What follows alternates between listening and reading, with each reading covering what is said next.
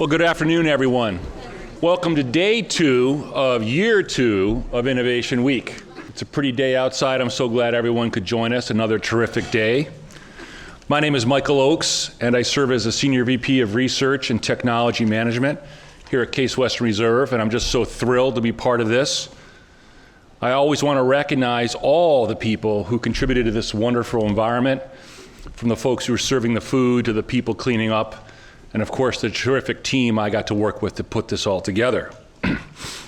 Yesterday, if you were here, we had a tremendous day, a keynote lecture, keynote address by Vladimir Bulovich from MIT, talking about innovation as problem solving at scale. And if you got to see his talk and his slides, he's quite an engaging speaker in my opinion. Of course, I invited him. Really trying to address the time it takes from invention to innovation. And I think you'll see that today we're going to talk more about that in a wonderful panel I'll say more about in a few minutes. Before we get into our panel, we're going to do, I'm really thrilled to do, recognize the winners of the Innovation Week Innovators of the Year Awards, and there are several of these. We have 7 winners, 2 of which are representing teams, which I just think is terrific. Teamwork is, well, it makes the dream work. The winners are all seated right up here, and so later after the panel, we'll have some networking time, and I encourage you to come up and pick their brains and have some fun and become new friends and do some great things together. After we present the awards, we'll have the panel, as I mentioned, and we have tremendous representation. Really just hand-selected people from Greater Cleveland Partnership, Magnet, as well as NASA. And we had the privilege of talking with Mary at lunch and telling us about some terrific things going on at NASA. And the moderator for the panel is our very own Professor J.P. Stevens, who will be, guiding the group and trying to keep them together and on focus. And so that'll be terrific. So again, another great day, another great year of Innovation Week. And what we want to do now is talk about these awards.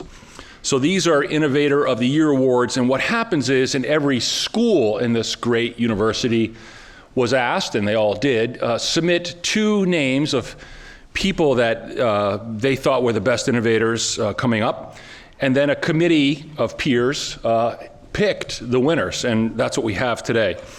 The committee was led by my friend and colleague, Associate Vice President Steve Fenning, who did the great work on this stuff, and I'm going to invite Steve to come on up and join me right now. So Steve Fenning, if you don't know, serves as Associate Vice President. He's also a professor of biomedical engineering, and he gets to suffer working with me most every day. Most importantly, Steve is a tremendous advocate, not only for all the researchers, but the translation of research activities here at Case Western Reserve. His focus is on strategic partnerships, getting outside the university, whether it's amazing corporations like Cleveland Cliffs or Lubrizol, of course, Greater Cleveland Partnership, institutions like NASA, and so forth. And so that's a tremendous role, and thank you so much, Steve. Before we jump in, I want to recognize the person who made these most extraordinary awards, who couldn't be here today, but this is Jason Bradshaw of ThinkBox, our very own ThinkBox. And if you ever get to see these things, I don't know if you can see, but they rotate. It's really just, I'd like to say genius, but it's probably not that tough, but it's certainly creative. So anyway, thanks so much. We really wanted to keep these creative awards here in the Case Western Reserve family. So our first honoree is the Alumni Innovator of the Year Award. And this award is given to a Case Western Reserve University alum who has demonstrated the greatest level of innovation in a chosen field over the previous academic year. And this year, the honor goes to Jasmine Long, President and CEO of Birthing Beautiful Communities. Yes, join me.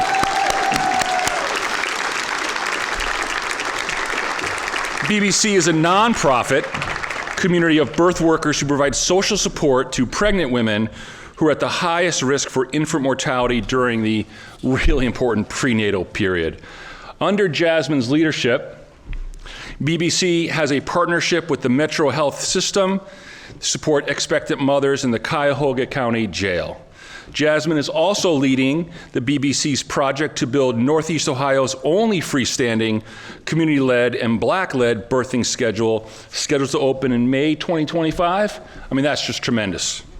She's also adjunct professor at the amazing Mandel School. So Jasmine, congratulations. That's really work.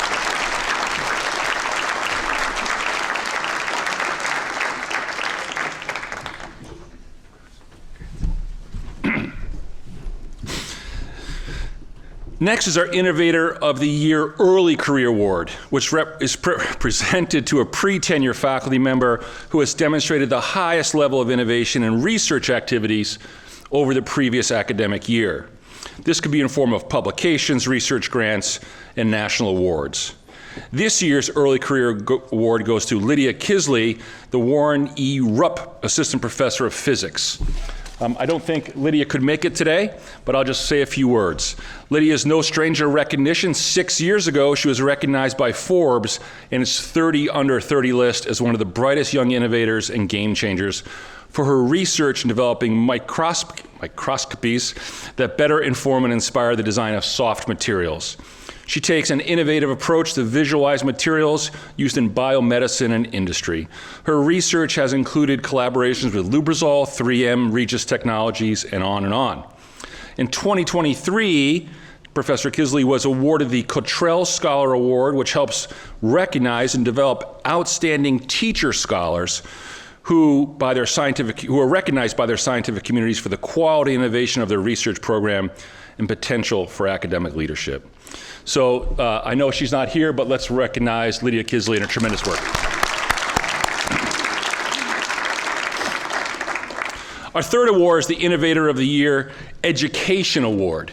And as we talk about innovation, too often we get narrow-minded about, some technological advance, but innovation and education is at least equally important in an institution such as ours. This award honors a university community member who has demonstrated the greatest level of innovation in teaching and/or mentoring activities over the previous academic year. This includes any innovative educational tools to enhance the teaching and mentoring of students, such as effective use of technologies or novel approaches. This year's Innovator of the Year in Education Award goes to Lauren Calandruccio. Dr. Calandruccio is a previous winner of 2 university awards, the Carl F. Whitkey Award for Excellence in Undergraduate Teaching and the J. Bruce Jackson Award for Excellence in Undergraduate Mentoring. This year, she was awarded an R25 from the NIH, the National Institutes of Health, to support her program, Innovative Mentoring and Professional Advancement through Cultural Training, better known as IMPACT. We always need acronyms. IMPACT is a long-year mentoring program for underrepresented minority students at Hampton University, one of the nation's leading HBCUs, and of course, Case Western Reserve University. The IMPACT program prepares students for acceptance in top speech-language pathology and audiology graduate programs and builds future leaders who understand and embody inclusion, diversity, and excellence. Lauren, congratulations.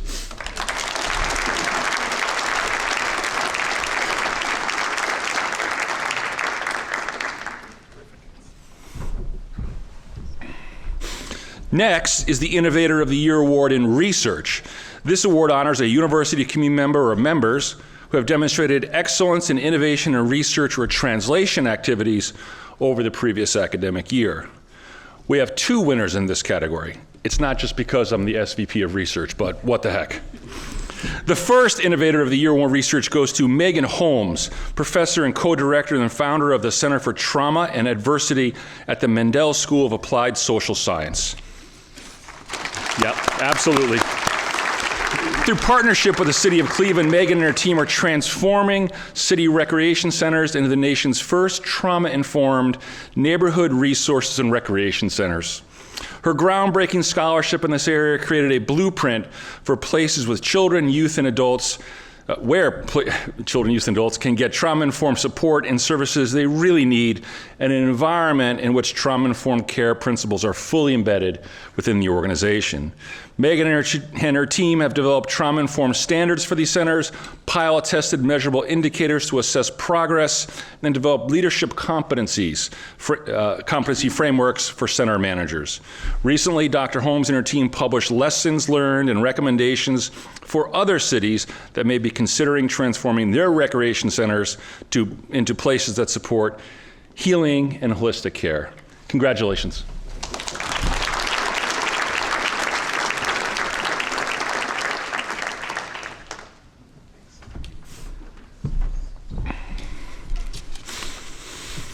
Our second Innovator of the Year in Research Award goes to Clot Chip team of Pendram Mohseni. Michael Suster, Arnaban Sengupta, Umit Gurkin, Sanjay Ahuja, and Evi Stravu. You guys can come up if you like. Clot Chip is a portable point of care device, that can assess the clotting ability of blood samples 95 times faster than current methods. And it can do this only with a single drop of blood. The technology can be crucial in saving the life of someone who may otherwise die from excessive bleeding or clotting, whether because of traumatic accident or something, unfortunately, on the battlefield. The team has already received several federal funding grants for its work with the U.S. Department of Defense. In addition, Clot Chip's commercialization partner, a breakthrough device designation from the Federal Flood and Drug Administration. Congratulations, Clot Chip team.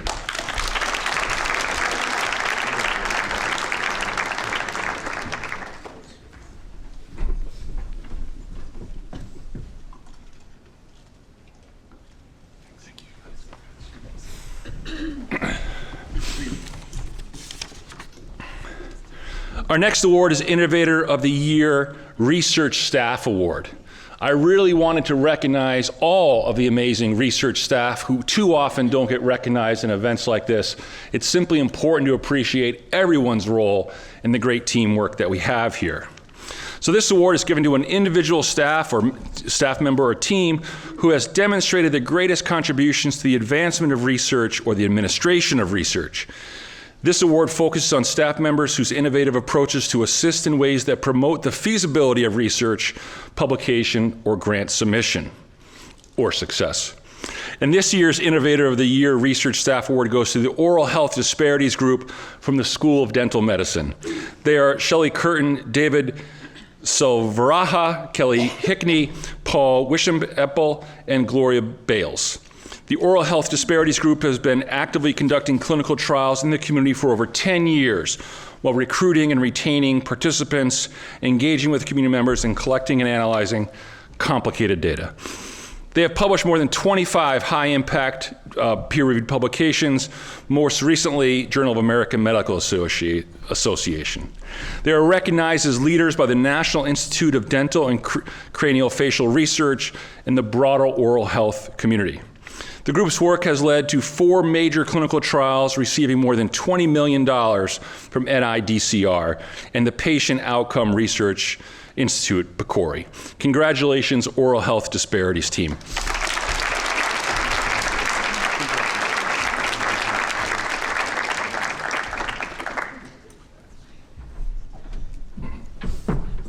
Squeeze in, I guess.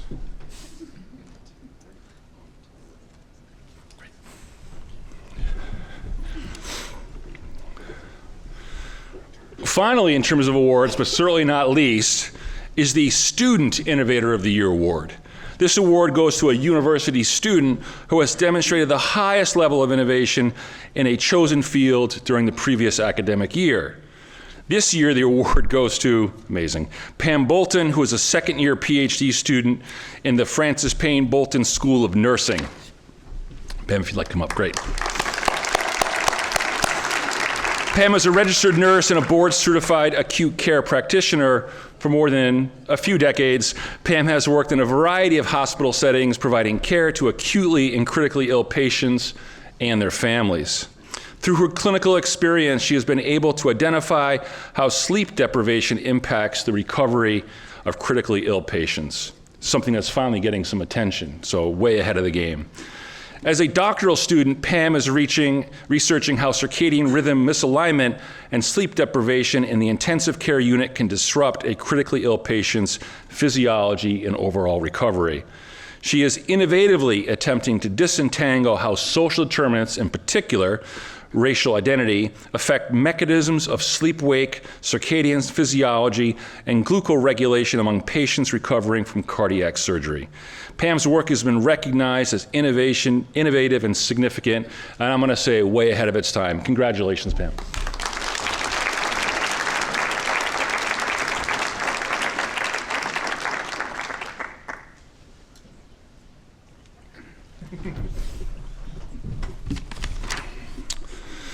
So again, congratulations to all the Innovators of the Year Award. This is such a fantastic opportunity to recognize all that you do day in and day out. We're going to do some chair shifting now. Yep. So now we're going to talk about our panel, this main event for today. And we have a terrific panel of local experts who will discuss how innovation occurs in the Northeast Ohio ecosystem. It's the university, it's businesses, it's government, it's not-for-profits, it's regular citizens trying to do better.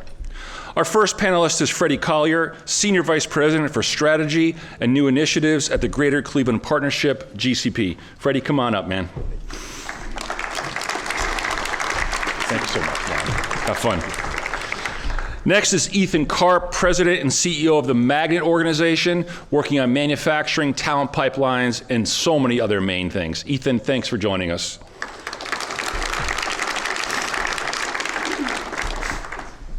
Have fun. Thank you.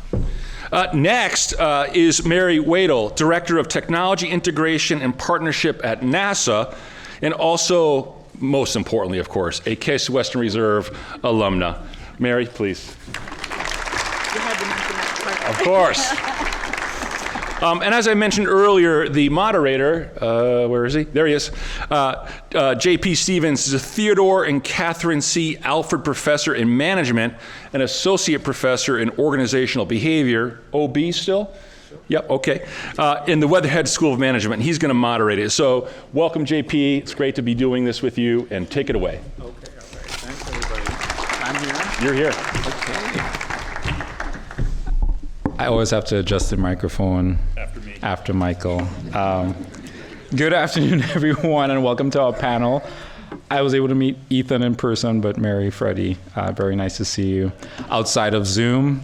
So I'm really excited about the discussion today, and it's great to see all these faces, folks from different parts of the university here. And as Michael said, the theme is innovation as problem solving at scale. And when we met to discuss how we might manage this panel, I really wanted our slate of experts here to share, some good stories for us, right, to help us see how problem solving at scale is possible. Also how we might get in our own way sometimes, and any solutions that they have, from the wisdom that they've developed over the years. So I'll start off, and we can, if you want to go down the line in response, or you can jump in. Let's go. So, because we only have 30 minutes, right? Right, only 30 minutes, right? So somebody's going to tell me when to cut off. So, but first of all, so when we imagine problem solving at scale, right? What comes to mind for me is bringing other parties on board to identify problems, iterate solutions, and then implement the solutions that best address the complex problems we face. And all of you, a big part of your careers, from what I've learned, is leveraging partnerships to do just that, right? It's not just you braving these challenges on your own. So to begin, how are problems identified and by whom? Right? How do you use your partnerships and network to identify quote unquote good problems to work on? And Mary, I don't know if you want to jump in. Yeah, I can go first. So I have spent my career at NASA, and I've done work in aeronautics and in space. And how problems are identified really depends on the particular area. So I'll give you an example. One of my specific areas of work is called aircraft icing. It's ice that can form in flight on your aircraft, and don't worry, your commercial aircraft are very safe. They're very much designed and certified for that. But why are they like that? A problem has occurred because accidents or incidents have happened, and there might be a gap in technology or how to solve that. NASA comes in and provides data and engineering tools, maybe facilities, how to use computational tools to solve that problem, and then we partner with the Federal Aviation Administration and industry and other research entities to solve those problems for flight, for the world. A lot of times with things like that, it's aviation safety becomes a global issue. So we will partner heavily with, say, the European Union with their regulations as well to harmonize. So that's an example. On the other side, if, say, you want to go back to the moon, and you have a launch vehicle, or you need to do something new on the moon you've never done before, now you're looking at, well, what problems do we need to solve, right? Our Center Director, Jimmy Kenyon, notes, it's here on Earth, you walk in, you go someplace new, there's probably a light switch somewhere and you can turn on the power. But if you go to the moon and you want to stay there for a while, there isn't a light switch, there's no power. So you have to figure out how to solve that problem. And then that starts to become, okay, how are we going to do that? When do we need to have that by? At what scale? And who are we going to work with to solve that problem? Because NASA is ultimately not the one that's necessarily going to build, say, power cords in the system. It's going to be a company that does that, and they're going to rely on small businesses also to do it. So that's two different modes, or the kinds of ways problems come up in NASA and how we seek then to solve them. Thanks, Mary. Ethan? So our organization does a lot of things, and so I'll talk about a lot of the things as we go along. We can think about innovation from a community standpoint, solving our big inequities out there, or we can think of it in a technology standpoint. Yes, they cross, but we can think of it in terms of we work with small manufacturers and we help them grow jobs. And how do you do that? Well, you go in there and you look for new technologies and new innovations of new products and things like this. So the source of problems is where we always have to start. And in some cases, community-wide, that's actually the easy part. You can look around and say, there's poverty, and there's racism, and just yesterday, downtown, there's probably multiple people that are dealing with violence, right? Mm-hmm. The problems are really all around. It's how do you then actually select down what problem you're trying to solve, and how many different interdependencies do you need? So in workforce, for example, trying to get somebody a job, well, it's great to train them. You all do an amazing job here.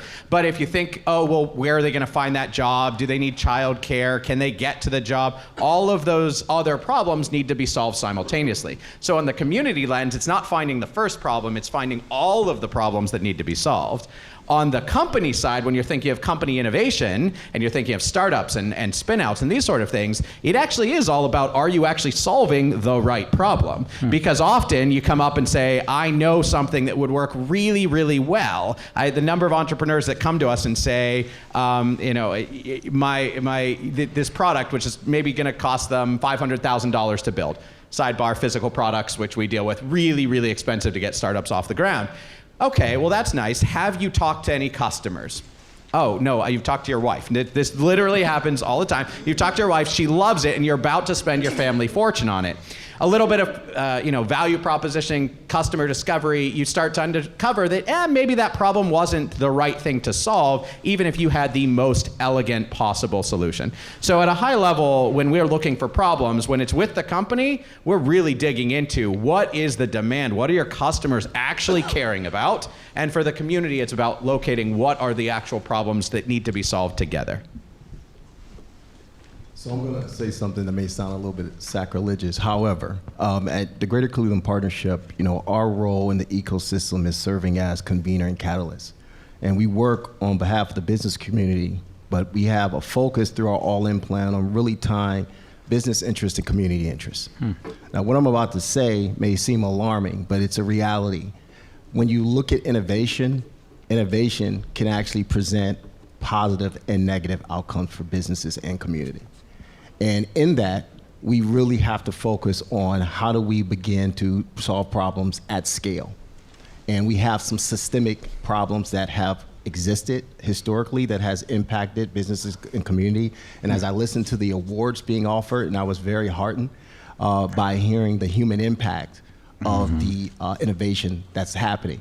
From a business perspective also though, when you look at emerging trends, mega trends, such as artificial intelligence and things that are gonna have a cascading impact on our society, we can glean from that a lot of opportunities, but we also can glean from that a set of challenges. So being vulnerable, there's a question mark on many of these things that are gonna be impacting both business and community that we have not solved for. So I just wanna caution everyone, when we talk about problems to be solved, we have a lot that we have to manage through. I don't think you're gonna solve for it. And I think that's something that I wanna leave the audience with on this panel. Okay. Well, I might go a little off script then. So now I'm curious because, I'm taking down notes and trying to see what's cutting across. So community has come up a few times. Mary, your stories from de-icing planes to a rover on Mars, right? It can be sort of very emergent. Like, hey, we had an accident, we need to do something, or we have this big goal, let's shoot for it. But across all these things, it does sound, and Ethan, you mentioned this too, that things are going to come up that you just haven't thought of, right? Especially with highly complex, even wicked problems, right? How do you deal with that, particularly as you're trying to scale up, when there's surprises along the way? And like you said, you might have a great idea, but then you approach the community and the community reveals this could actually harm us. Right, so what's the strategy that goes in, whether it's you on your own or whether it's with partners, but the surprises along the way as you're trying to scale up, how do you deal with that? I think first and foremost, I think we have to be vulnerable with one another as organizations, as individuals, and just realize that we have to bring our collective expertise to the table. And I caution to identify experts because I don't believe that there's experts who have it figured out, and not in today's world.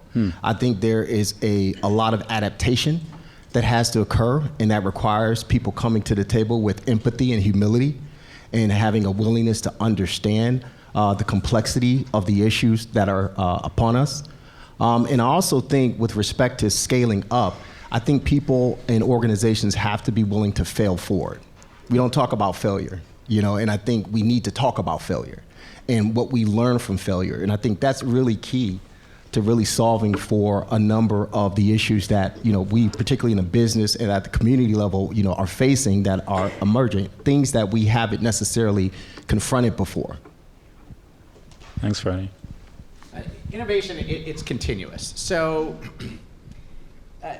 things come up all the time, and if we think it's one of these, like, you look at a city and you say, oh, wow, how do you repeat that city? How do you take Silicon Valley and you repeat it? And we all know that you look back and you say, there were a whole bunch of things that happened that led to that. And you're kind of looking back and you're saying, it was just one thing, and obviously we could just repeat that one thing. Innovation is very much the same way. We say, that product, that was amazing. Clearly some brilliant person had that product idea and boom, just made it big. They probably had 10 different bad product ideas, and probably people didn't listen to them for 10 years that was a good product idea when they had it. So it's continuous, and you've got to think of less the idea generation, although that's very important, and the 99% that's left in actual execution. You talk in terms of community, oh man, it is all execution. These problems, every idea I could present as a solution to poverty, to education, every single idea has been thought of, probably even by you in this room. How do you actually execute and link them together, deal with the real personalities, the real relationships involved? In terms of like innovating on a product, we have a product company. It's not a bad idea. They had a technology for removing Band-Aids, like the having less of the pain of removing Band-Aids in a hospital setting. I'm sure this is not a bad idea. When we took them out to customers, they weren't getting great traction on this idea in the hospitals, and so what they actually noticed was you get bed sores and things from like lifting your leg if you have like a leg injury, and there's no good like pillow for that. And honest to God, they made a pillow that's it had nothing to do with their original innovation. They saw it there, they were getting bad feedback, but they pivoted. The innovation was absolutely constant. So I think that when things come up, it's not that they've come up against a preceded plan, it's that innovation needs to be seen through the entire spectrum spectrum. Just, all right, first it's engineering, and then it's customer innovation and how you sell your product, and then eventually how you refresh your product. It's constant. Thanks, Ethan. Mary, any thoughts? It's just a different viewpoint, right? NASA has we're not dealing necessarily with the immediate community, but we are dealing with innovation. And so let me use the two examples I said, right? The space and the aeronautics activity. So on the space side, one of the issues we have is, let's just say early on, and a lot of our stuff is small scale from a certain point of view. Not small scale from a large launch vehicle, but how many launch vehicles are we doing? 5, 10, and until it commercializes and there's a lot, but that takes a while, right? So, okay, well, we need a specialized part, and we're not gonna build it. A small business probably is gonna build it, or a company, but they're only gonna build 2, then 3, right? And that's not necessarily a sustainable business model. So we're looking for innovation where, okay, NASA gets a use out of it, but then there is other use, right? Because people have to make a living, they have to make some money to pay their bills. So that's on one end of the scale. We're not some of our stuff doesn't have an immediate scale up. And there might be, yes, a discovery that comes along the way, right? NASA has a lot of spin-off technologies that then leads to some other business market that has a much bigger scale, and that is a cool trend that occurs regularly.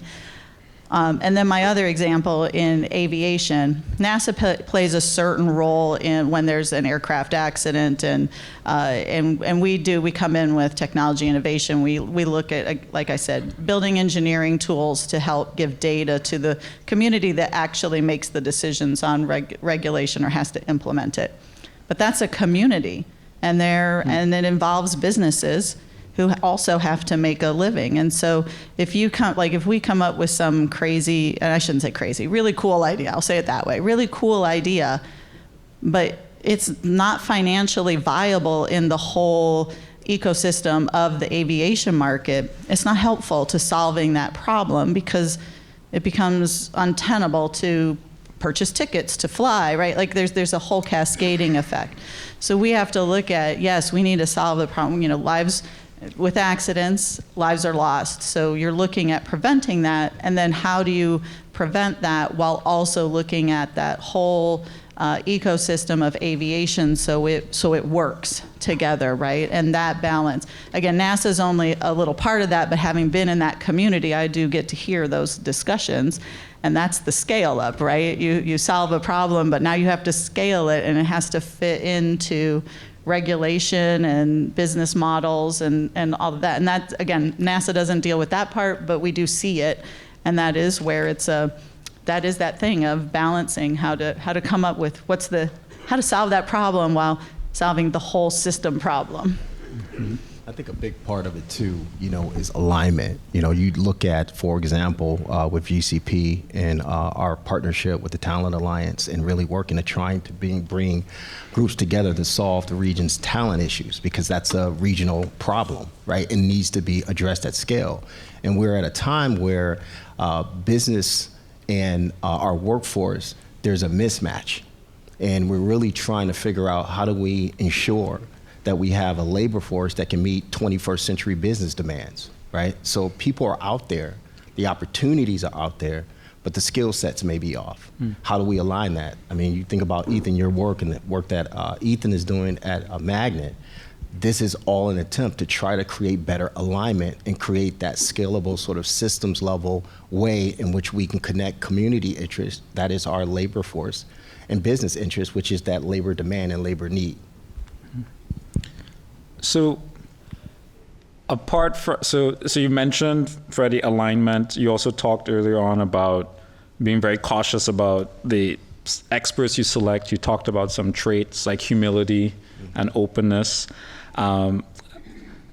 Mary, you were talking about financial viability at the end there. So it sounds like there's some things that are more or less in your control, perhaps, particularly as you're shifting from problem identification and ideation to now generating solutions.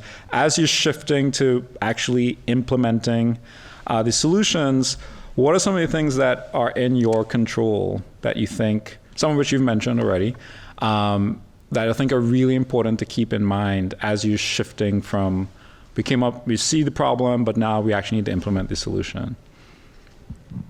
I think one thing that I think is very germane to that, or the success of that, is being user-friendly. And Maverick Carter, who runs one of LeBron's operations, Spring Hill, which is an entertainment entity. We were just talking about this internally at GCP. He talked about being user-friendly. What that means is, picking up the phone, calling people back, doing what you say you're going to do, delivering on the promises of whatever value proposition you are offering to your clients and your customers. That's real. That's high touch. And I think in that, you create that sense of trust. And with trust comes the vulnerability. And when you have the vulnerability, that comes the ideation, and that comfort level and the ecosystem really working together. This is something that we have a unique opportunity right now at this moment. The verdict is still out for how that manifests. But when you think about the city, the county, the Greater Cleveland Partnership, nonprofit organizations, we all are in a unique moment where we have the right kind of attitude at the moment to be aligned and to really move things forward. But the question is, how well do we really let down our guards and operate under one sort of capital C as community, as Northeast Ohio, and really start to move things? And I think that in itself, can really help catalyze us in a way where we can execute on some things that need to happen. Thanks, Freddie. Others? So I have many different answers to this. I'll say the most foundational to me, which is values. When you're actually going about executing, you have your good idea, it's validated, you've got demand out there, so you know it's a good idea. How you execute, I think, is living by your principles. And I think, again, we would come up with different words, but fairly similar, and a lot of them would be reflected, Freddie, in what you said, and whether it's vulnerability or authenticity, it's trust or doing the right thing, it's not having an ego or sharing credit. However you say all these things, those basic tenets, if people believe you have them, are going to be the things that make somebody want to work with you. They're also the things that you're looking for in others to work with them. And when you've got that foundation, the constant innovation that I mentioned can actually go about smoothly. And when there are problems, which there will be, those problems can be handled without breaking apart or just, semi-ghosting each other and being like, yeah, sure, we're still partners, but we never talk, which happens. So I think that to me is the most foundational piece. And then you've just got to think of all the pieces you've got to bring together more tactically, right? You need, for any solution, you're going to need the money. You're going to need execution competence. You can't have people that just talk a good game and can't actually get it done. And you need a vision to wind these things together and pull them together. So you need all three of those pieces. You also need influence. So in the case of selling a product, your influence is the demand that you can get, right? No, you want to invest in a company? Well, the best way to get there is to get a customer to say, yeah, I'll buy that if you make it, right? In community, for us, it's having employers. Employers are saying, here's what we want, here's what we're willing to invest in. And then you talk about, Michael, you said government, right? So now government comes to the table because they see their employers wanting things, and you have funders coming to the table and saying, oh, they'll give them jobs if X, Y, Z happens. So you've got that influence that helps pull those things together and keep them together. And the last piece of that is really you've got to hit simultaneously the relationship component. None of this gets done if there isn't that one-on-one personal relationship with the people you're working at. And also nothing should get done unless you have actual measurable outcomes that you're holding yourself against. So this doesn't just become an exercise in, spending other people's money. So. And amazingly, it's the same principles for us, right? To do the same thing. I told you that in aircraft icing, we're working internationally, but it comes down to we build relationships. It's the other research entities or regulators, but it's individuals who sit on aviation rulemaking advisory committees and building that relationship to go do a multi-organization flight campaign. And it sounds crazy, right? Maybe it sounds like it might be disconnected but it's not. And I'll tell you, when I look for hiring individuals, so this is a plug for the for the folks out here and Do it. with the right kind of background to work at NASA, I'm looking for people. Yeah, of course, it's NASA, so I'm going to be looking, do you have the technical skills for the particular job? But what I'm also very much looking for is, are you a team player? Are you willing to do something extra when there's nothing in it for you? Can you build relationships? Can you hold yourself accountable? Can you hit a deadline? It's all of those things are very much the values and the same thing that we're looking for, because team success means you can't do it by yourself. You have to do it in a team. And so, we work in teams too. So it's very much the same kinds of things. And innovation tends to happen when you start to merge different disciplines, different things together, right? And there's a skill associated with creating the conditions for that to be optimized as well as monetized, right? So I think from the perspective of bringing people together, and we may sound very philosophical and cultural on this panel today, but that's the missing piece. The opportunities are there, right? The answers are there. It's like, how do you galvanize groups to go and find and seek out those answers? That's key. You think about like birthing beautiful communities, which is, something that's near and dear to my heart. So I just want to say congratulations again on that, because that's a complex problem that we see and face every day. But who's doing something about it? Who is willing to try something different, right? And who is willing to take that professional and personal risk? And I think that is what's important. It's how you approach things and the attitude. And from us in Northeast Ohio right now, we really have to have this all-in mindset, where it's not about me, it's about whatever that North Star is that we're trying to achieve. And by virtue of achieving that, we can all receive that satisfaction. But too often, it's more about the performance, or look at what I've accomplished, or look at what this organization has accomplished, rather than look at what we've achieved. And I think that is the hurdle that I think we have to get over in Northeast Ohio. Can I? How much more time do we have? 10 minutes. All right, Mary.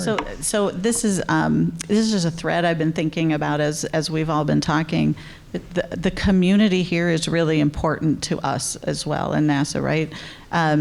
You either grew up here and you got a degree and you got a job at NASA, or you didn't grow up here, but you found a job and you became part of the community. And for us at NASA, we're very much highlighting for us to have really good innovation, to keep the reputation going, we need to really highlight diversity, equity, inclusion, and accessibility.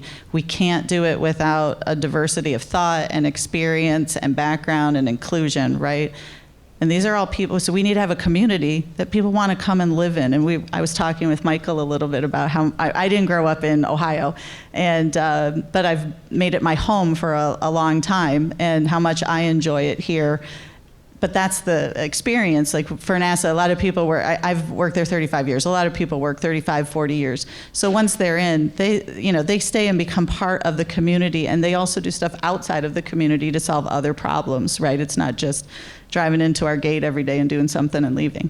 And so how important it is that we are working together to contribute to the community, because like I said, our workforce is part of the family of the greater Cleveland area, and we need those skills too. And I'm highlighting engineering because I'm here at Case Western Reserve University, but I can't tell you how much important the trades are to us as well. Oh, yes. I was an experimentalist when I did my research, and the skilled craftsman made my dreams come true. Mm-hmm. So that part is hugely critical, right? And that requires a community that wants to educate and build up. And so it's important to us too to be part of this community and a full solution.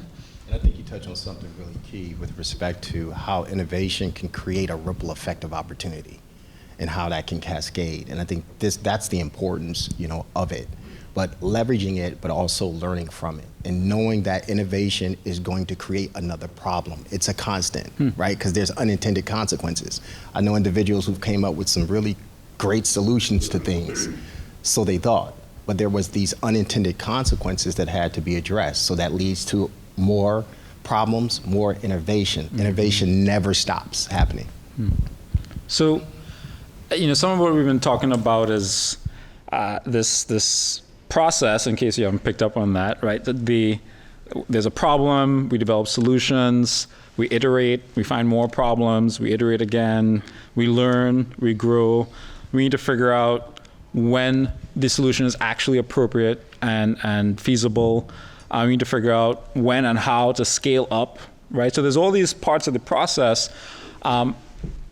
How is a university like Case Western Reserve involved along that process? How can we maybe be more helpful and more involved, right? Talking about team, talking about community.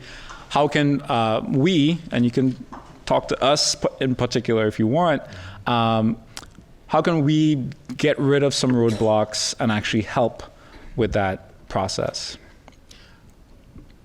For one, thought leadership is key, and research capacity is another component. But I think the Achilles heel for us right now is decision making in the 21st century is data informed, and we have to be more transparent about data.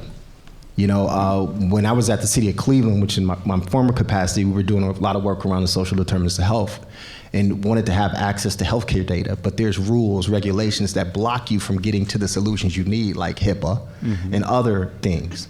When you think about it from the perspective in which where I'm operating now at the Greater Cleveland Partnership, our entire strategy is data informed, and we have to establish regional metrics. And in doing so, it takes working with the universities. But I would be up here for another 30 minutes telling you about the challenges with obtaining innovative data and ideating with some universities around acquiring information and acquiring data. It's exhausting, right? But if we are working together as a community under one big umbrella, we need to start dismantling some of those barriers so that we can be more free-flowing and be able to ideate across at least the staff level. CEOs, heads of organizations, they come together, they talk, but translating that down to the staff level where we can work and have access to one another, I think that's where the rubber meets the road. And I think that's where we have to start eliminating some of those silos and really trying to be more transparent. So data, I think, is a key piece for us. So data accessibility, and I heard data translation as well, so that people can grasp it at all levels, right? Ethan, what do you think? So I've thought a lot about this over the years. And it's again at multiple levels. So at the highest level, back up a step. So we work with manufacturers because 1 in 2 jobs, so 50% of the economy here, depends on manufacturing in some way. Most of them are small and medium sized. That's why we exist, to kind of help them upgrade their technologies and these sorts of things. So keeping that in mind, when I say we created a vision, we called it a blueprint for all of manufacturing that relies on 4 things. If we want to lead the world in smart manufacturing, we need to look for talent in different places. That's the first pillar. We need to think about digital transformation, so adopting all of those wonderful technologies, this Industry 4.0 technologies, things that are out there today, things that you're probably innovating on and advancing, but things that for established companies exist, they just need to take them on so that we don't get beat by the rest of the world. Innovation of new products and services, I think we've touched on that a bunch. A lot of that relies actually on having an ecosystem to make it easier. And then finally, leadership. And leadership at a company level, where the company actually invests in their people. They actually invest in their products. They actually put the money into their technology. And then community leadership, where we actually have to come together, not just for grants and things like this, although those are great forcing mechanisms, but to figure out how to solve systemically some of these gnarly problems. So if we think about that and we say, all right, well, where does CASE play in that system? Well, if you think of the leadership piece, there is an element at the highest level of branding for a region. So being known for something really, really helpful in my world in manufacturing, and there's a lot of things. What that takes is focus. So the new focus on sustainability, the NSF Engines planning grant that CASE has led and pulled people together, itself an example of partnership. But that is an element of, okay, if we double down on that and our region is known for that, then startups come here, people speak of Cleveland in an entirely different way. They don't say, oh, CASE is a great institution. They say, CASE is a great institution, and man, are they known for this technology, for forward-looking. They're the experts in XYZ. So that's at the highest level. That requires focus. at the sort of on the ground level, it gets back to that basics of demand. Like, what is it that is actually needed out there, rather than coming up with a solution saying, okay, here's a community problem. Where am I adding value? How am I adding value in the complex system that's there? Or for a company, what's that company actually asking me to do, and how can I meet that demand? So these are two lenses, sort of the get to be known for something, dive in and go where the demand is. And this sits separate, I think, from the academics or the purist academic. We're going to create, look, I have a PhD in chemistry, so I know it very well, right? So like the purist, we're going to advance knowledge, you're going to do the things that are 10 years out that maybe isn't a problem that needs to be solved right now sitting in the ecosystem. But I think CASE can play in all three of those areas and should be. Thank you. All right. All right. Well, I can't say universities are critical to our success, and I'll think about it like you've been part of our past, you're part of our present, and you are part of our future, right? So generally speaking, working on the things that are on the early stage innovation of, the early end of it in NASA, we use the technology readiness level, the lower technology readiness level. Not exclusively that, but that it tends to be the focus of it. You are building our future workforce. You are inspiring their minds and giving them the education that they need to come in, what I call the building blocks, to then step into to an organization within NASA. And so that's critical. As an agency of the federal government, we do try to put out, to the extent that we can, a lot of opportunities. My office at Glenn deals with the space technology research grants, and those have grants for students, for early faculty who haven't gotten tenure yet, to try and give them a leg up on that, as well as just grants and activities to help for our future space programs where we see those problems. The aeronautics has a very similar thing in the University Leadership Initiative, looking at that future. So that is hugely critical for us. Not everybody in NASA has a degree. You don't, because we're just like any other place. We need people who are financiers and administrative assistants, and like I said, tradesmen. But but I have a college degree to get my job, and that's critical. And so I engaged in that activity before I came to NASA, and so we're looking for that relationship building. And I guess we talked about it at our table a little bit. One of the critical things is building that relationship. In each of my technology areas that I've personally worked, I had strong relationships with university professors and then students who then rolled out into the community. And that was critical to the long-term success of building that relationship and continuing success in a particular area. I have one more thing to add here, because I was neglectful of one very important thing. So if I had a favorite child amongst those four pillars of the blueprint, it would be talent. And everything is foundational to talent. And that is the name of your business here, is talent. A talent advantage for Northeast Ohio, a talent advantage for Cleveland, i.e. more talent here, wanting to be here, wanting to engage in our companies. That will spur the innovation, the technology, and the leadership we need, full stop. So anything that you do to get and raise and help the best future students and to keep them here so that they want to live here, they want to be in our communities, they want to go to our local companies, it's not tomorrow's impact, but 10 years impact, that is absolutely going to be the difference between a thriving just community and ecosystem and business community and not. Thank you. And so thank you. So Mary, Ethan, and Freddie, in the last, so 30 seconds each, either final pearls of wisdom or, in 30 seconds, shameless self-promotion. Is there something right now on the horizon that we should know about, that you're up to, that you're excited about? And I won't time the 30 seconds. Steve will. I'll go first. I've spent 35 years in NASA, and it's an amazing time in the space and aviation industry. We are back at the moon, and we're returning. And to see that last year was for me as from a little kid on, to see that vehicle go back to the moon was unbelievable. And then all the other stuff you see, the rovers, the powered flight on Mars. And then in aviation, someday in some of your lifetime, you're going to get in a flying taxi, an Uber taxi. I shouldn't promote one company, but and it's going to fly you from point A to point B right here in Cleveland. And that is amazing to be part of the world at this time while we go through this change in how we live. All right, and to have my Amazon packages just dropped by a drone, awesome. Sorry, that was more than 30 seconds. So I would say one other. It's not really. It kind of threads together what I've been saying. That for all of you who are deeply embedded in innovation of some sort, it's likely a lot of intellectual innovation. And I would just say, how do you bring your heart to that? We talked about relationships. We talked about figuring out how to bring complex systems, how to partner together. A lot of those activities are heart activities. So how do you bring that into the work, which helps with execution?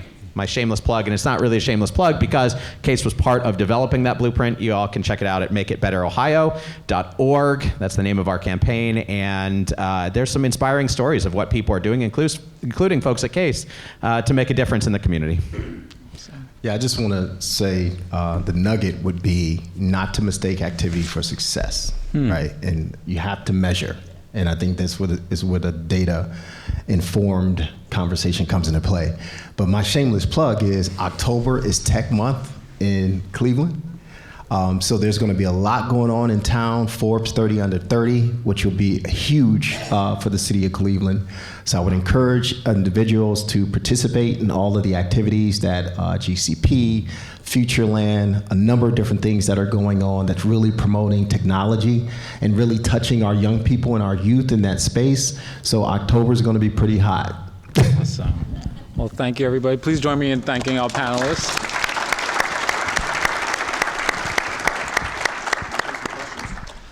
Yeah, so we have about 15 minutes for Q&A. Are you all ready for Q&A? You need a break. Get us some good questions, everybody. You have water? Good Right, questions. okay, yes. So I think there's 2 microphones, and folks can line up. I think they're chomping at the bit here, folks. By good, I mean hard. Yeah. Things you want us to say that are blunt. Oh, yes, okay, please. now he's Welcome. ready. Yeah. Do you think eliminating the income tax in Ohio would lead to more talent coming to Cleveland and Ohio in general? Okay. Who wants to take that one? That is officially a question I have never answered. Is this a good day then? Give me a second. Eliminating the income tax. I mean, you got to make up the taxes somewhere. So, I mean, if you eliminate the income tax, sure, I guess you'll probably have some net migration here from folks that say that's, the same folks that are going to Florida or going to Texas.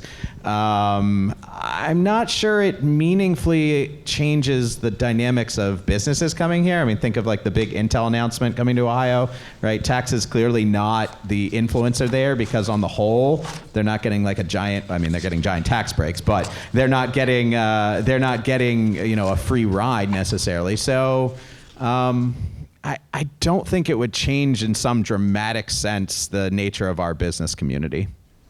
Could be totally wrong. Are we skipping? Is everybody I'm going to abstain from commenting on that. Would That's not really- policy? Would that be a policy? Yeah. Thank you for the question. It's a good try. Other questions? They're digesting. On that, though, I'm not going to comment specifically on the tax issue, but I would just say that we need to invest our energy into very substantive long-term things, like building communities, building neighborhoods, and building a strong civic system, I think. You can throw in sweeteners here and there, but typically those things are not sustainable. They're short-term solutions. People leverage it and then they eventually make another decision anyway. So I don't think you manipulate your way there. I think there could be incentives.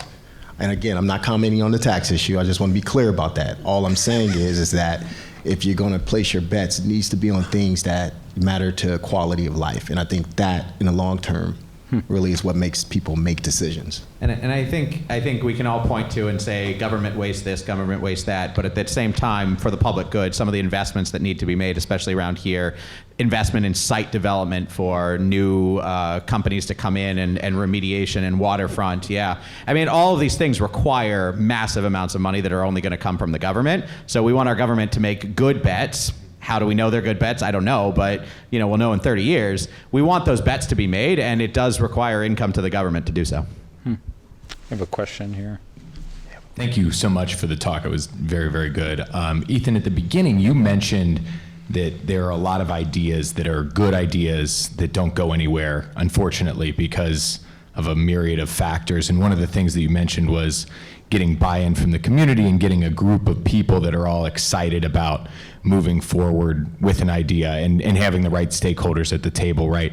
I'm curious if you've got any advice about how to make that happen, whether it's, on campus, a community of people at Case or a community of the broader Cleveland or whatever it is, and it'll depend the scale and the scope of the project. But how do you garner that buy-in?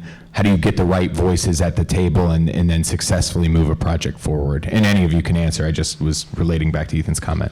So the values are the first thing, right? If people see those values and they're inclined to trust you, you get the audience. Vision is the second thing, right? You've got to paint a picture where we can be more than just individual organizations. Not everybody will buy into that, so to speak, but you've got to have it out there and it's got to be exciting enough. Then I would say it's not actually about buy-in. I've tried to use buy-in even though I just used it. I tried to use it far less because buy-in means I'm buying your idea. You're selling me something, as opposed to we are all independent thinkers. We all like to have our own ideas, and you're co-creating versus buying in to the idea. And there has to be a lot of co-creation. The good news is that your good idea probably needs a lot of refinement. So you put the vision out there, you bring it to people who you trust, and then they start talking with you, and you refine that idea. You make it bigger, you make it better, you compromise because it's a little bit of what they want, it's a little bit of what you want, and frankly, neither of you really knows what's gonna work, but you can't do it independently. So it's that process that you build out, and eventually you do reach a critical mass. And when you reach that critical mass, then people wanna jump in because they don't wanna be left behind. It takes a long time to get there, it takes a lot of repetition of that vision, and a lot of pulling people together, figuring out what's in their rational self-interest, like what do they need to get out of this, what's their adherence from a bigger picture thing. And I think you even combine aspects of big picture purpose. What's your goal in life? Like, where are you going? With this is intellectually a good idea, with I'm empathetic to you as a human being and I'm going to build that trust, with the outcomes, hey, we ought to make something happen here because it's the right thing to do for the community. You kind of combine all of that when you're engaging and trying to get partners. What can put an accelerant on that is the magnitude of the issue or the magnitude of the problem, how embarrassing the problem is. And what tends to happen is that when that problem is pressing or when an issue is extremely pressing, people tend to work together. The things I think that were seismic that got done in Northeast Ohio, the problem was pressing. When we look at the digital equity conversation, that was pressing. Right, and it was embarrassing to a degree. And at the end of the day, the dollars are there now, and the mobilization happened, right? So we're gonna get there, and because it was so pressing, we were able to mobilize and do. So I think that, to your point, 100% correct, but I think the accelerant is really how pressing the issue actually is that forces you to act. I mean, you think about COVID, and you think about all the technological talk now. COVID, if that didn't exist, we would probably still be another 10 years out on a lot of the stuff that we may be talking about. So when we start to see these pressing things force us to move, we act. Now, when we start to adopt an attitude of wanting to get in front of that and not being pressured, then Northeast Ohio is gonna be the place. But it's a mental thing, I think, with us. And I think from GCP's perspective, and this is why we've been promoting, and you've heard my CEO, Beju Shaw, talk about this often, we gotta be all in. Everybody has to be moving in a collective impact sort of mindset with a common North Star theme And we believe that business, talent, inclusivity, appealing communities, and increasing business confidence is the thing that ties that all together. Luck matters. I'm gonna add on that you said how pressing the issue is and how much people care about it at that particular point matters. And that's a little bit of economy, that's luck, those sorts of things. The other thing that does not work as well, although politicians use it all the time and it will get you a certain way, is fear. I always try and come at these things for with hope and looking forward, which you can take anything, or you can take the cheap shot, which will get everybody galvanized for a short period of time around saying we suck. And Cleveland is really good at saying we suck. I always tell people when LeBron James won the championship, honestly, it felt, I've been here for just 12 years, it felt like people's mindsets in the city changed, right? Did the economy change at all? Did anything change at all? Were people more willing to work together? Yeah. Nothing fundamentally changed except people's attitudes about sort of the future and the future outlook. So having that hopeful optimism is huge. Weirdly, I have something I can add. But you said that, like that pressure to do something. And back in the late 90s, and for those of you who are younger, it's getting on a plane and flying is going to seem like it's nothing, right? Not a big risk. But those of us who are older will remember that there were aircraft accidents that we saw, I'll just say a little bit more often, not every day or, but a little bit more often. And in the mid-late 90s, the aviation community said, we can't have this anymore. It's hurting our business model. We're losing lives. And so they created the Commercial Aviation Safety Team that brought together NASA was part of it as a research agency, but regulators, industry, the airline unions, the airlines. And you sat in a room and you knocked down all of the major things with technology advancements and how you're going to get an aircraft. And the whole point was to reduce the accident rate. That team won like the Oscars in aviation, the Collier Trophy in 2008 for reducing the commercial aviation accident rate down to like 0.2%. And that's why you don't, like when you see an accident, it's a really one-off thing. And or when you see a couple that occur, why suddenly there is a big push to solve that. And that's a community thing that's long lasting, right? There was a reason that started it, but it wasn't that we're no longer going to cooperate. In fact, that team still exists in some form for when issues arise. And so that's a great example of a community coming together. But the accelerant was, unfortunately, in this case, accidents, but it had to have that impetus to really bring it together and galvanize them. Thank you. Steve, do you have time for one more question, or do we need to wrap up? I have a question and maybe one more. Oh, two more questions. Okay. So this can be a quick one. Cleveland is a big enough city to have, tremendous institutions like we have and organizations like you all represent. But we're also small enough to kind of know each other. I think, though, we probably don't work together as well as we should or we could. So what are some things that we can do to try and increase collaboration, to try and spur innovation across our institutions?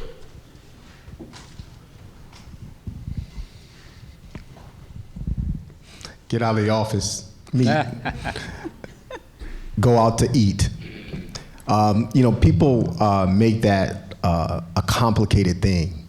It's just connect on a human level. I think we find that even within our own organizations. Ethan talked about relationships. That's real. Engage with one another and converse. Because once you build a relationship, the work becomes easy. You see what I'm saying? The problem solving, the ideation, that comes with the relationships. So I would, strongly suggest, this is one example of something that GCP, has been doing, given the fact that we act as a convener. And we don't just throw great events. We have dinners, we have conversations where we're bringing ecosystem partners together. Like, for example, one challenge that we're facing right now is trying to ensure that we get our fair share of resources, because in the past, we would often miss out on opportunities from the federal government because we were not aligned. And every man was going for the same grant themselves, every organization. So we created this funding hub whereby we're able to bring together a cross section of organizations and individuals to inform and educate about the opportunities that are out there and to strategize about how do we collectively pick priorities together so that we can go to the federal government or go to the state government aligned rather than having 5 different organizations from the same region going after the same money, and then we're being seen as, what are you guys doing? You know, so it's opportunities like that where you can create the conditions to communicate authentically, being vulnerable and trusting each other, and coming together and being able to say, we don't have the answer.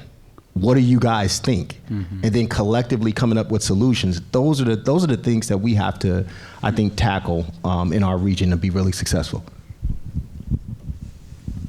I would wholeheartedly agree. Having had that experience where you're like, and I've had 5 or 10 different individuals who, if they actually got together, would work well. Now, one of our things is we do try to put people together, right? But it's a difficulty that we have in our technology transfer, meaning we're trying to take NASA technology and get it out to community for whatever future use it could be.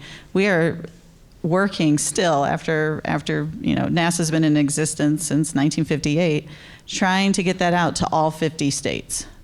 And I mean, we're pretty well integrated across the U.S., but there's still pockets where it's not as much, and so that's a constant conundrum for us. How do we get the information out? How do we let them know that this is available for free, and and build those relationships? It's a constant challenge that we have.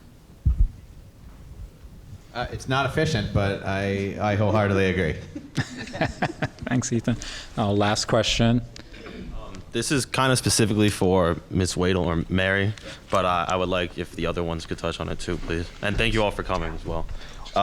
You mentioned earlier that NASA has a lot of problems with subcontractors and how it's tough to get very specific parts manufactured. I know that the DoD has a similar problem with consolidation and how subcontractors aren't really willing to take that risk of something that could end up huge in the private sector because otherwise they're stuck with an unsustainable business plan and razor-thin margins.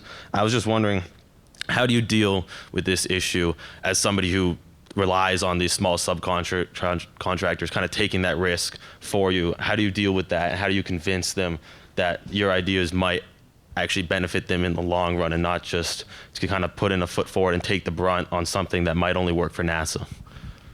So there's a mixed answer because sometimes you just need the thing, right? So we'll do a contract that pays for whatever it is. I mean, I'm just being honest about that, right? I mean, at the end of the day, we have to own the situation we have.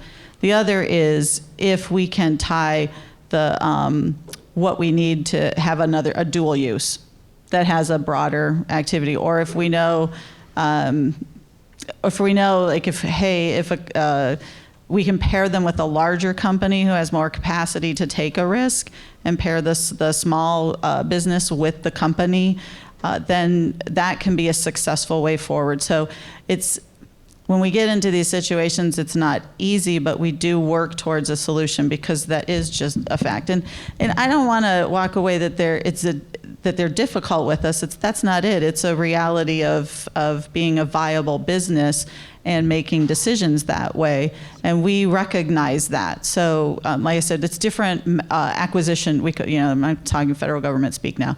There's different methods that we use to do it, right? Which some of it can just be flat out a contract, and we're going to pay you a fair market value, knowing that it's a 1, 2, 3, 5, 10 item, which means fair market value is it's probably more expensive than if you were buying 1,000. Because we have a particular thing, or we're going to work some other solution that allows for the small business to, like as an example, to pair with a larger company because they see a future in it together with that activity. And sometimes NASA becomes the proving ground that works, and then it can have a space. It can have a space satellite, which space satellites is a vibrant business in the world. It could have a multi-use there in the future. It could also have a terrestrial-based application that could be huge, right? If we do something for batteries or fuel cells that works out in space, but it can actually be used in a car now to create a better future, I mean, that could be a huge win for a small business that creates an innovation for us, right? So it's complicated, but each one is looked at individually for our mission, and then how can we help them? You said an interesting word, risk. Yeah. So everything that we've talked about today revolves around risk. How much risk is the government willing to take? How much risk is the private business going to take? How much risk are you going to take putting your money into a product or something like this? The risk tolerance is actually the flip side of leadership. Are you willing to put in the risk, and how much risk are you going to take, and how much are we going to take together partnering to do big things? So risk is a lens you can take on any one of these and break a problem into, and it's not just for the investors and the insurance companies, it's just as relevant in innovation. Oh yeah, risk management is part and parcel part of our thing, right? So when we're putting something together, we're discussing, is there a new technology and what risk are we taking on that? Because sometimes the new technology doesn't exist yet, and we're taking a big risk, like saying that's our goal and our mission, but we got to actually build a technology to get it there. And so we do risk management all the time. Well, I think that is an excellent place to stop. I want to thank everyone to thank our panel and our moderator, JP Stevens. Also, one more round of applause for all of our Innovator of the Year winners today. So we're almost halfway through Innovation Week, which means we still have a lot to go. Just to highlight a few things that are coming up. Tonight we have a really fun trivia night at the Jolly Scholar if you're able to join us for that. Tomorrow we have another session here, and I know that there's still a few seats open for that. It's an innovation and corporate engagement panel. Then of course on Friday we have a really fun and engaging 2-minute pitch poster competition. We'd all love to see you for that.